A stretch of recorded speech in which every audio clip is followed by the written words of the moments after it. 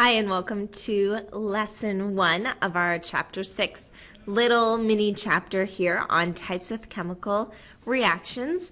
The first one is synthesis or combination. So let's write synthesis,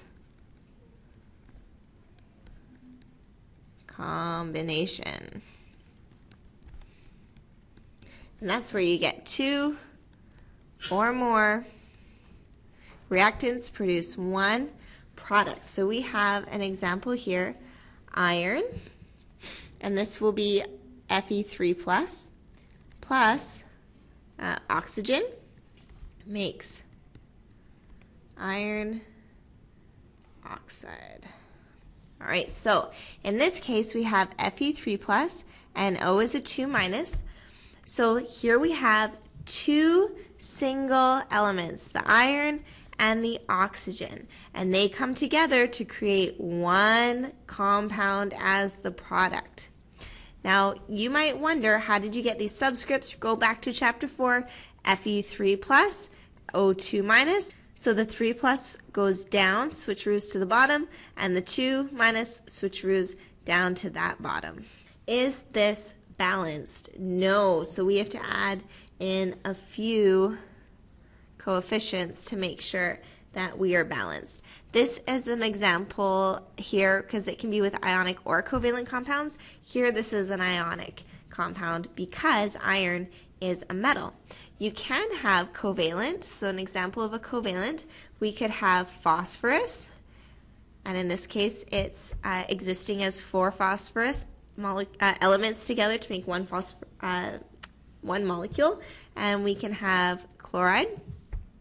Chlorine never likes to be by himself. He always will exist with a partner. So you'll never see him by himself. He always has to have a partner. He's one of the special 7 diatomic molecules that you need to memorize and know that they never exist by themselves. So they come together and we get phosphorus chloride. And it just so happens that you need 5 chlorine elements for each phosphorus. So I would usually just ask you to figure out what kind of reaction this is. So you'll say, okay, well there's 1 and there's 1 element coming together to make one compound, so that is synthesis. And I may also ask you to balance it. So if we were to look at this and try to balance it, we have 4 P's on the left. Let's make sure there's 4 P's on the right. We've got now 20 Cl's, so let's make 20 Cl's on the left. The second type of reaction is decomposition, and this is just the opposite, decomposition. This is the opposite of synthesis. So this is the breakdown of one reactant now into more than one product. The product may be smaller compounds or single elements. So a good example of this would be calcium bromide. And if you see that all by himself on the left, you know it must be decomposition because you start with one reactant breaking down, and we can break this down. If we say, okay, well I recognize the calcium and I recognize the bromine. Now, do we need any subscripts here? Yes, we do, because bromine is a special 7 diatomic molecule. He never wants to be by himself. Is this balanced? Yay, it is. Okay, the next one, CCl4. That is 1 molecule there, composed of 1 carbon surrounded by 4 chlorine molecules. So if you stick down your 4 chlorine, that's what it would look like if you drew it with, or if you used models. So you can see, okay, well we've got a carbon and we've got some chlorines. Now, do either of these need to be having a subscript there? Yes, chlorine is part of the special 7 as well. It is always diatomic. So this is saying that you need 2 Cl's. They need to be together. Now, is this balanced? Well, we've got 4 Cl's over here, so we need 4 Cl's on the right, 1 C, 1 C. That looks good. So that means that we have 2 Cl's like this and 1 C like that. So we can even see from our drawings that we're balanced here. All right, next one. This is a single replacement. And in this case, one element, and it could be a metal or it could be a nonmetal, combines with a compound. something that has more than one in it, to produce a new element and a new compound. So here's an example of our compound. Here's our element. Now we have that pumpkin as part of the compound, and the head is the example of the element. So let's think of some actual chemical examples. If the A is a metal, then in the new compound it goes first. So let's look at an example where A is the metal. Let's take potassium and combine it with aluminum nitrate.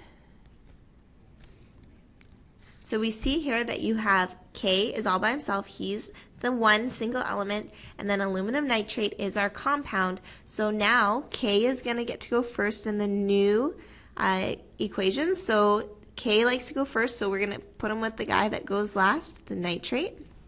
And it's K 1 plus, so it's going to be NO3. So we don't need brackets because we're not going to have any subscripts.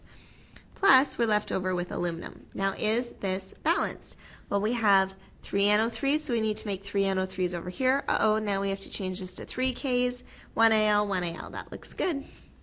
Let's try another example. If A is a non-metal, then it goes second in the new compound.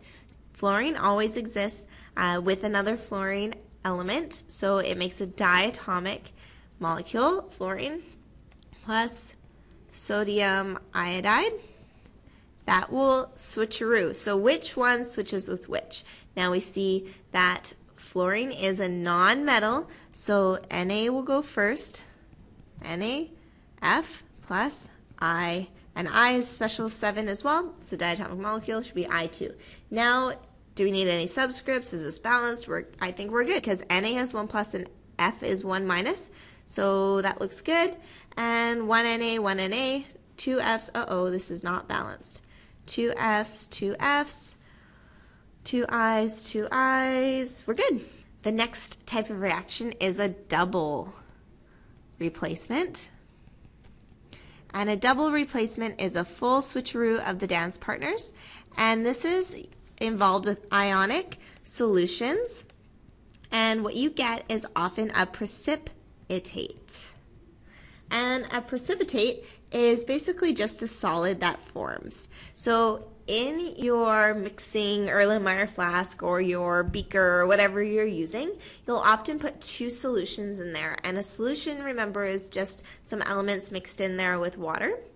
So if you have ions, they're actually going to all separate and be floating around by themselves. So when you combine some ions and you change up their dance partners, then the precipitate is telling you that those actually did combine with their dance partners. Otherwise, they're really just floating around. So when you find a precipitate form, you know that your reaction was successful. So let's try one here. If we have sodium phosphate plus silver sulfate, and that will totally switch around. So let's look at the first 2 guys. I'll underline in pink. We have the first, sodium, is going to combine with the last of the second, sulfate, and then the last of the first, phosphate, will combine with the first of the second, silver. So let's rewrite this. Now we're going to put sodium and sulfate, and sulfate is a 2 minus, so we're going to have to put sodium 2 sulfate, and Na is just 1 plus silver, and this is Ag1 plus, and PO4 is a 3 minus. So there we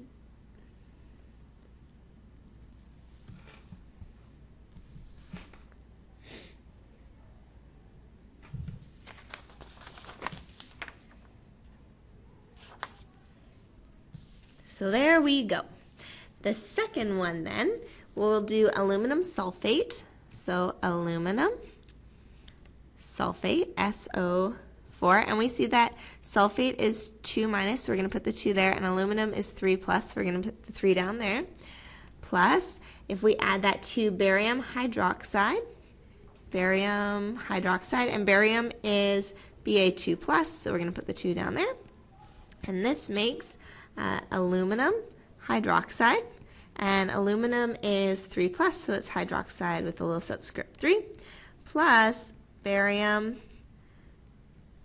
sulfate, SO4, and Ba is 2 plus and SO4 is 2 minus, so that looks good. Now we just need to balance it. We've got 2 Als, 2 Als.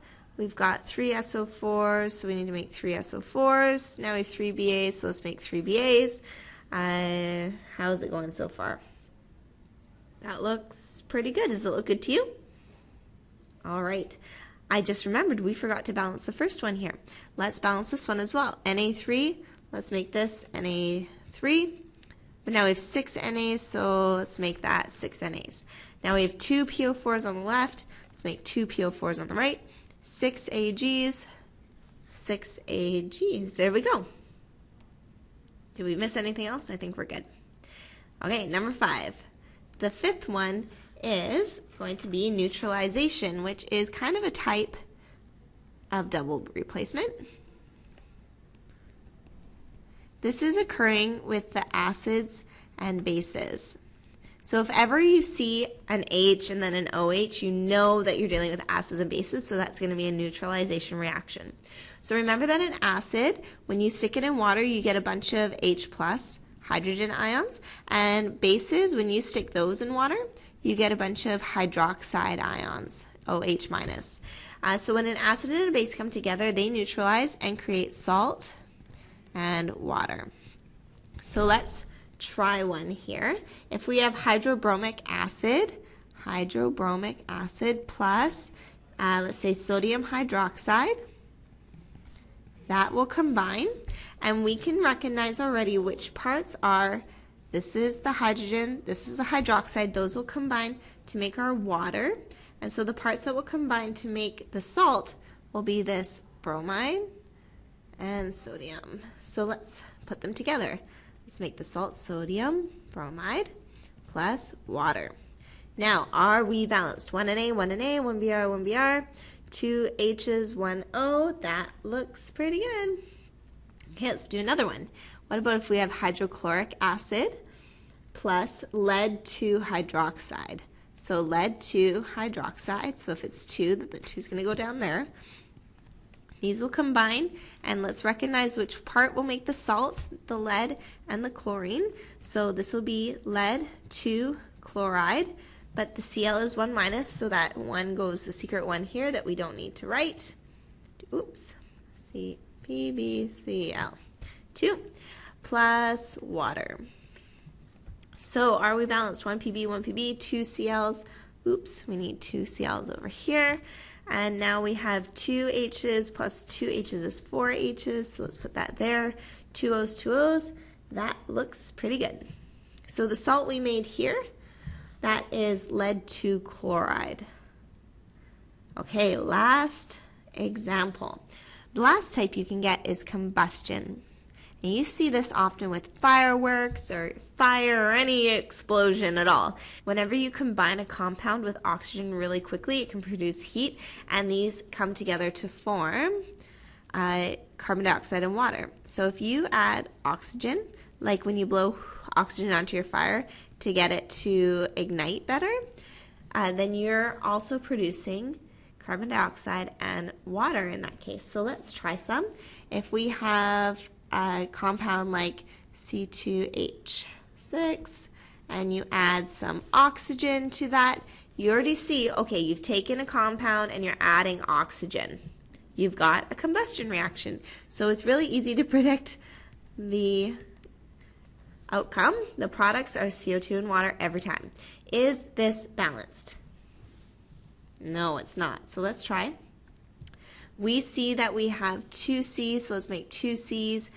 6 H's, let's make 6 H's.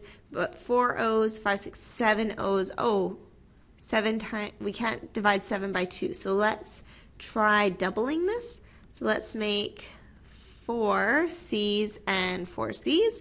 Now we got 12 H's and 12 H's. Now we have 8 plus 6 is 14 O's on the right, so let's make 14 O's on the left. There we go. Now it's balanced. Now let's try another one. What if we have C2H5OH, and if we add oxygen to the equation, it must be combustion. So we know that it's going to make carbon dioxide and water. Is this balanced? 2 C's on the left, 1 C on the right. Let's make 2 on the right. 6 H's on the left, 6 H's on the right. Now we have 3 O's on the left, 4, 5, 6, 7 O's on the right. So if we have 7 minus this one guy, then we can have 6 here. So that is balanced. All right, let's try a couple just to see where you're at. This first one, what kind of type of reaction do you think this is? Well, we see we have one single guy and another single guy, so this must be synthesis. And if we combine these two, then we're going to get something. So let's see, this is Na1 plus N3 minus, so we're going to get Na3N. Is this balanced? So we have 3 NAs, so we need to make 3 NAs. We need 2 N's. Oops, that screwed up my NAs, so let's make 6 NAs. There we go, now it's balanced. Let's try the next one. So we have one compound and another compound, so we need to change dance partners. This must be a double replacement reaction here. So if we were to look at what are these guys, this is Ca2 plus I minus 1, this is lead 2 plus, this is nitrate, NO3 minus. So when these come together, it's really important to know the ionic charges on the top. So let's combine them. Ca2 plus plus NO3 minus, and our other product is going to be lead iodide. There we go, and that is already balanced. Okay, last one. Cadmium plus gold 3 nitrate. Well, we can see from here that we have one single guy and one partner, so this is going to be a single replacement. And we have cadmium, which is Cd2 plus, and gold is Au3 plus, and nitrate is NO3 minus. So let's rewrite this whole thing. So let's say Cd plus AuNO3. This will make, now we need to know whether the cadmium will go at the front or the back end of our new compound. So the way we know this is whether it's a metal or not, and we see that on the periodic table cadmium is a transition metal, so it will go at the front and the NO3 will go at the back. And cadmium was 2 plus, so we're going to have a little 2 right there. And I don't have room, so I'm going to put the Au at the bottom.